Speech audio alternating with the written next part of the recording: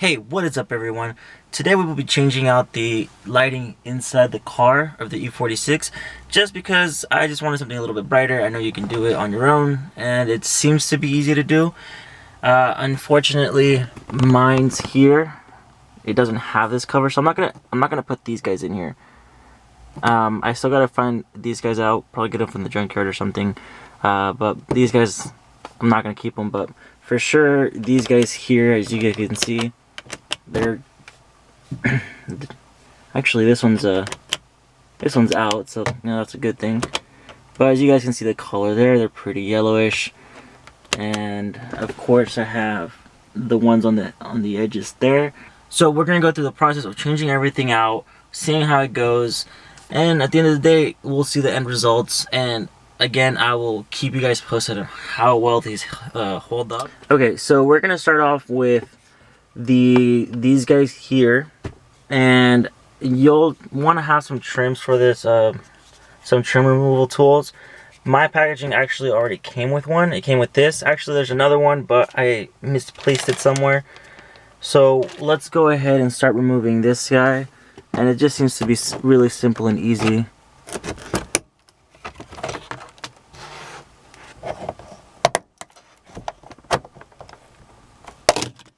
We pull this off pretty easily, so all you want to go ahead and do is start removing these guys, which just seems simple, that you twist a certain way here and you pull it out.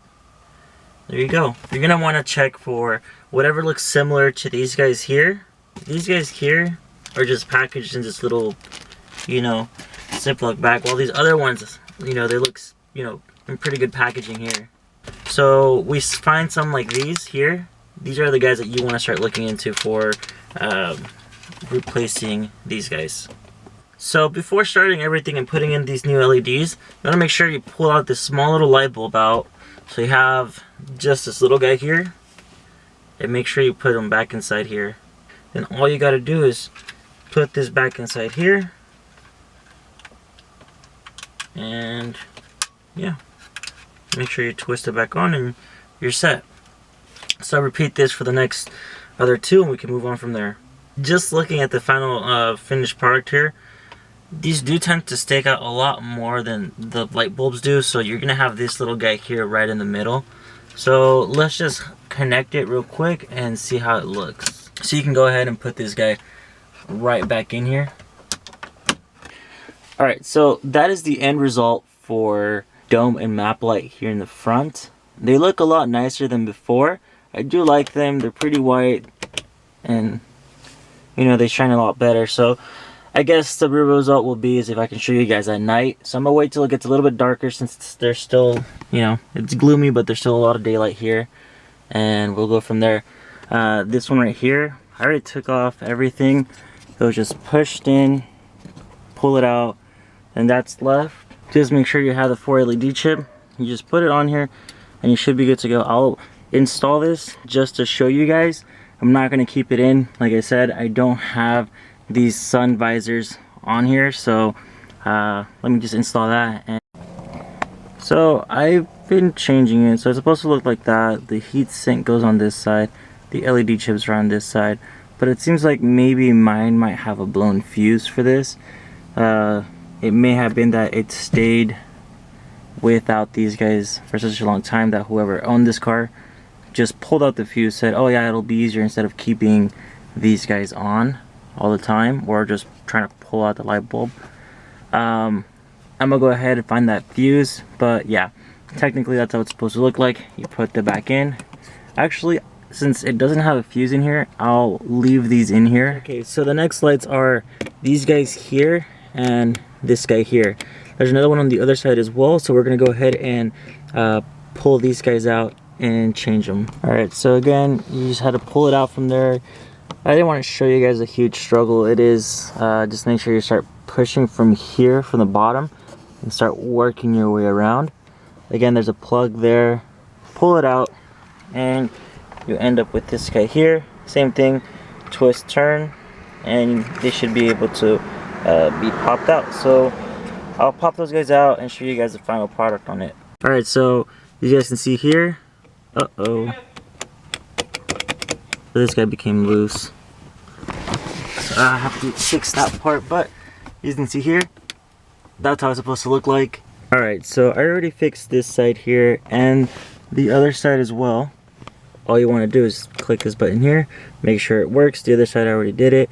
So yeah, that's all that is to it here in the back. So the trunk ones are pretty easy. There's a little tab right here. You click and it all comes out.